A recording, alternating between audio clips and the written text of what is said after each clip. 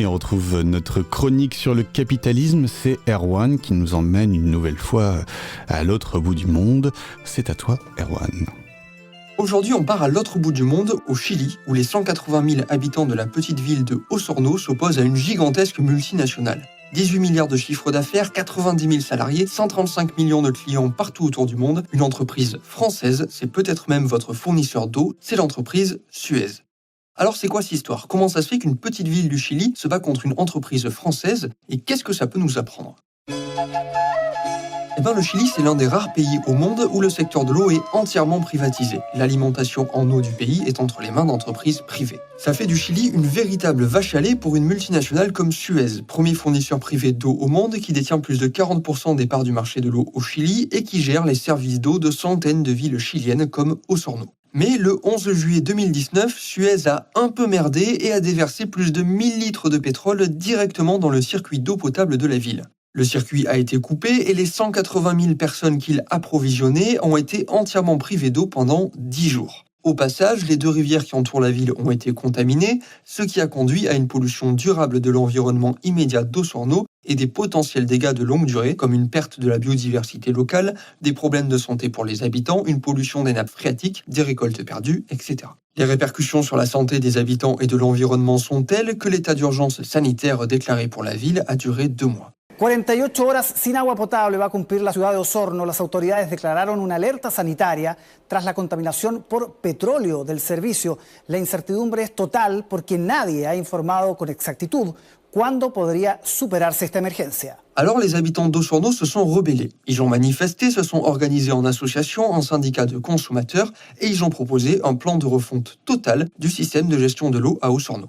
Leur nouveau système repose sur la municipalisation de l'eau, le transfert de sa gestion d'une entreprise privée, Suez, vers la municipalité d'Osorno elle-même. C'est un peu l'équivalent local d'une nationalisation. Mais ce plan ne se limite pas à confier au secteur public la gestion de l'eau. Non, les habitants seraient directement impliqués. Les décisions concernant les prix, l'utilisation des profits, les investissements seraient prises démocratiquement par un ensemble d'associations, de syndicats, d'élus et d'habitants eux-mêmes. Ce nouveau système n'a pas pour objectif la maximisation des profits, mais au contraire de garantir à tous le meilleur accès à l'eau possible. On le voit par exemple dans la décision de lier le prix de l'eau à des indicateurs sociaux, comme par exemple les revenus. Concrètement, une personne pauvre paierait moins cher son eau qu'une personne riche. La ville a organisé un référendum et 90% des votants se sont exprimés pour la mise en place de ce plan. Bref, lorsque les habitants d'Osorno se sont emparés du problème et ont réfléchi collectivement à la manière la plus juste de distribuer cette richesse qu'est l'eau, ils se sont accordés sur un modèle beaucoup plus proche de ce qu'on pourrait imaginer dans un système par exemple socialiste que dans un système capitaliste. Ça évidemment, ça n'a pas plu à Suez qui a immédiatement contre-attaqué en menaçant de porter plainte devant un tribunal international privé. Mais on reviendra là-dessus un peu plus tard parce qu'on a déjà sur les mains un truc intéressant. C'est qu'on peut replacer cette histoire dans un contexte historique plus large qui est l'apparition au Chili du néolibéralisme, le nom qu'on donne à la forme actuelle du capitalisme. Il y a un mois, on a fait ici même une chronique sur l'Indonésie où on a vu que dans les années 60, une alliance entre la classe capitaliste indonésienne, une partie de l'armée locale et les États-Unis avait organisé en 1965-66 un coup d'État contre un gouvernement qu'ils jugeaient trop à gauche et a instauré une dictature militaire qui a exterminé la gauche indonésienne. Plus d'1 million de morts en 3 ans. On avait aussi vu que la dictature militaire a confié l'économie du pays à ce qu'on appelle la Berkeley Mafia, des économistes indonésiens formés à Berkeley, aux États-Unis, qui ont fait de l'Indonésie un pays où la soumission au capitalisme a été imposée par la dictature militaire. En pleine guerre froide, cette expérience est considérée comme un succès par le camp capitaliste mené par les États-Unis, qui va donc la reproduire un peu partout, dont au Chili. En 1970, quelques années après le coup d'État en Indonésie, les Chiliens élisent à la présidence de la République Salvador Allende, un socialiste. Son gouvernement nationalise plusieurs secteurs de l'économie qui étaient aux mains de grandes entreprises étrangères. Il loge les millions de Chiliens qui vivaient dans des bidonvilles et transfère la propriété des terres à celles et ceux qui les travaillent. Potentiellement, nous sommes des peuples riches, très riches. Alors qu'en fait, nous connaissons le chômage, la faim, l'inculture, la misère morale et la misère physiologique. Les peuples d'Amérique latine n'ont pas d'autre issue que la lutte, chacun selon sa situation réelle, mais lutter. Lutter pour quoi? Pour conquérir l'indépendance économique, pour être des peuples libres aussi sur le plan politique. De là, notre ligne fondamentale, l'anti-impérialisme, et notre projet fondamental, nationaliser les richesses essentielles du pays. Bref, le gouvernement d'Allende tente de sortir le Chili du capitalisme. Alors, une alliance se met en place entre la classe capitaliste chilienne, une partie de l'armée chilienne, des milices fascistes et les États-Unis. Comme en Indonésie, ces 4 acteurs collaborent pour organiser un coup d'État qui aura lieu le 11 septembre 1973 et qui voit le Chili devenir une dictature militaire dirigée par le général Pinochet. Comme en Indonésie, la dictature va exterminer la gauche chilienne. Des dizaines de milliers de personnes seront torturées dans des camps de concentration, assassinées ou seront portées disparues. Comme en Indonésie, l'économie du Chili va être confiée à des économistes formés aux États-Unis, à Chicago, ce qui leur donnera leur nom, les Chicago Boys. Ils sont formés en particulier par un économiste qui s'appelle Milton Friedman et qui est l'un des pères fondateurs du néolibéralisme. A group of people who had been trained at the University of Chicago in the Department of Economics, who came to be called the Chicago Boys, played a major role in designing and implementing the economic reforms. The policies laid down by young economists referred to as the Chicago Boys. They are followers of Professor Milton Friedman's Chicago School, which advocates an open market economy freed from state controls or subsidies. Friedman et les Chicago Boys vont utiliser le Chili comme laboratoire géant pour développer ce néolibéralisme qui est caractérisé par un truc qui peut sembler contradictoire, à la fois un recul et un renforcement de l'État. Le recul néolibéral de l'État s'exprime surtout par la privatisation des services publics. Au Chili, les universités sont privatisées, la santé est privatisée, le système de retraite est privatisé, toutes les protections sociales sont privatisées. Ces secteurs sont confiés à des entreprises privées qui ont pour seul et unique objectif de maximiser les profits de leurs propriétaires. C'est le cas de l'eau. Le Chili est l'un des pays les plus riches d'Amérique latine et pourtant, des régions entières sont asséchées et 67% de la population chilienne, 12 millions de personnes, n'ont pas d'accès suffisant à l'eau parce que l'État en cède les droits de propriété aux plus offrants, à savoir les grands propriétaires terriens. Dans la région de Petorca, à 2 heures de route de Santiago. Ici, une denrée vitale manque à la population, l'eau. Au Chili, sa gestion est privatisée. L'État ne régule rien, il se contente d'attribuer des concessions d'exploitation, le plus souvent à des entreprises du secteur minier ou agricole.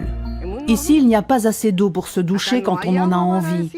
Ce n'est pas possible. On ne le fait que pour les grandes occasions. Ce qui la met en colère, c'est que les gros producteurs de la région, eux, ont de l'eau. Bref, l'une des caractéristiques du néolibéralisme, c'est la volonté de tout soumettre aux règles du marché, y compris des ressources vitales comme l'eau. Mais ce recul de l'État s'accompagne aussi de son renforcement sur 2 gros points. Déjà, tout soumettre aux règles du marché, ça se fait pas tout seul. Le néolibéralisme utilise la puissance de l'État, notamment par les lois qu'il édicte et qu'il impose, pour étendre le marché. Par exemple, la dictature chilienne de Pinochet a fait inscrire la privatisation de l'eau dans la Constitution.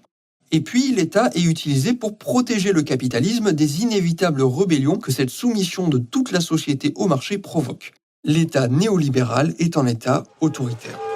Après son succès dans le Chili de Pinochet, le néolibéralisme s'exporte au Royaume-Uni de Thatcher à partir de 1979, aux États-Unis de Reagan à partir de 1981, et il arrive en France à partir de 1983 avec ce qu'on appelle le tournant de la rigueur de François Mitterrand.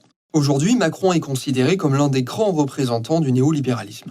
Et effectivement, si on regarde ces dernières années, qu'est-ce qu'on a ? C'est le retour des privatisations. Un retrait de l'État français qui s'exprime par l'ouverture à la concurrence du réseau ferroviaire, par des privatisations comme celle d'Engie, par le démantèlement des sécurités sociales, notamment de notre système de retraite. Et si les hôpitaux publics en difficulté étaient privatisés ? Et en même temps, on a un renforcement de l'État.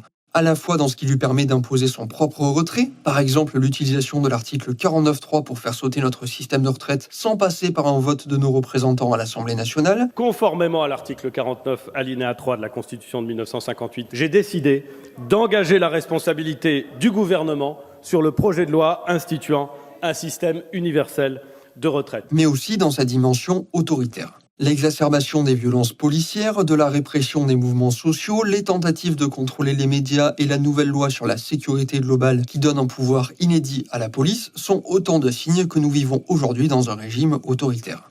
Le néolibéralisme, c'est la preuve que, contrairement à ce qu'on nous répète, la démocratie n'accompagne pas le capitalisme. Au contraire, il est beaucoup plus efficace lorsqu'il est soutenu et imposé par un régime autoritaire. Mais revenons au Chili. La situation à Osorno peut nous apprendre une deuxième chose qui concerne la manière dont le capitalisme façonne les relations entre les pays. On sait depuis environ 2 siècles que de manière un peu contre-intuitive, la concurrence mène au monopole. Pour mieux comprendre ce que ça veut dire, un exemple. Qu'est-ce qui se passe quand, comme au Chili, l'État privatise d'un coup un secteur entier tel que l'eau ? Plein d'entreprises se précipitent sur ce nouveau marché et les économistes sont très contents parce qu'ils nous expliquent que si les entreprises sont en situation de concurrence, alors elles attireront les clients en proposant une meilleure qualité de service et des prix plus bas que leurs concurrents. Tout bénef pour les consommateurs. Enfin ça, c'est la théorie. Dans la pratique, très vite, les plus grosses entreprises écrasent les autres. Elles peuvent se permettre de diminuer leurs prix, voire carrément de vendre à perte, sans que les plus petites entreprises puissent suivre. Elles font faillite les unes après les autres et leurs parts de marché sont absorbées par les plus grosses entreprises jusqu'à obtenir une situation de monopole. Aujourd'hui, 4 entreprises contrôlent à elles seules 90% du marché de l'eau potable au Chili. Mais un point important, c'est que les plus grosses entreprises viennent des pays au cœur du capitalisme, l'Europe de l'Ouest, l'Amérique du Nord et l'Est de l'Asie. Ces entreprises brassent des milliards et ces ressources leur permettent d'écraser sans problème la concurrence dans un marché aussi local que l'eau potable au Chili. C'est comme ça que parmi les 4 entreprises qui dominent ce marché, on a une entreprise française, une entreprise espagnole, une entreprise japonaise et une entreprise canadienne. Autrement dit, tout l'argent que les Chiliens dépensent pour acheter leur eau potable n'est même pas réinvesti dans le pays. Cet argent sort du Chili, va vers les pays au centre du capitalisme où il est empoché par les actionnaires de ces entreprises. Par exemple, en 2019, la filiale chilienne de Suez a versé 175 millions d'euros à ses actionnaires. Et ça, c'est une bonne illustration de ce qu'on appelle l'impérialisme, la manière dont les mécanismes du capitalisme, notamment la concurrence et le libre-échange à l'international, façonnent les relations entre les pays et font apparaître des pays exploiteurs qui captent et qui détournent le capital des pays exploités. Et cet impérialisme est promu et imposé par le droit international. Par exemple, suite à la rébellion d'Osorno, Suez menace de poursuivre le gouvernement chilien devant un tribunal international privé. C'est un type de tribunaux qui permettent à des entreprises de porter plainte contre des États lorsqu'elles estiment que les politiques menées par ces États font diminuer leurs profits. Le fonctionnement de ces tribunaux privés est ultra opaque. Aucune organisation n'a le moindre contrôle sur ce qui se passe dans ces tribunaux connus pour être corrompus et qui arbitrent très souvent en faveur des entreprises. Un gouvernement qui nationaliserait un secteur de son économie parce qu'il considérerait à raison que les entreprises n'ont pas pour objectif la satisfaction des besoins de sa population, mais la maximisation des profits de leurs actionnaires, se verrait condamné à des milliards de dollars d'amende. Ces tribunaux internationaux privés sont l'un des nombreux mécanismes qui permettent d'asservir les pays exploités par l'impérialisme des pays au centre du capitalisme. Alors dit comme ça, c'est pas très joyeux, mais quand on l'inscrit dans ce grand contexte historique et international, on comprend d'autant plus l'importance de la lutte de la petite ville chilienne d'Osorno contre la multinationale française Suez. Après 50 ans de néolibéralisme au Chili, Osorno sera peut-être la première ville du pays à rejeter la privatisation de l'eau et à en imposer un modèle de gestion au service de sa population. Il s'est passé exactement la même chose en Argentine au début des années 2000, où une vague de municipalisation de l'eau a permis à Suez et aux multinationales de constater que dès qu'une ville se rebelle, les autres suivent. Pour une fois, l'importance de ce combat n'a pas échappé à la gauche. Depuis 1 an, une centaine d'associations, de syndicats et d'organisations politiques partout autour du globe se coordonnent pour foutre la pression au gouvernement chilien et aux organisations internationales afin de faire pencher la balance en faveur d'Osorno. Et puis, en 2019 et 2020, un énorme mouvement social a eu lieu au Chili et il est en train d'aboutir sur une réécriture de la Constitution. C'est un très bon signe pour Osorno et il est possible que dans les années à venir, la forme néolibérale du capitalisme soit sérieusement mise en difficulté au Chili. Ça validerait un slogan qu'on a vu fleurir pendant les manifestations chiliennes. Le néolibéralisme est né au Chili, il mourra au Chili.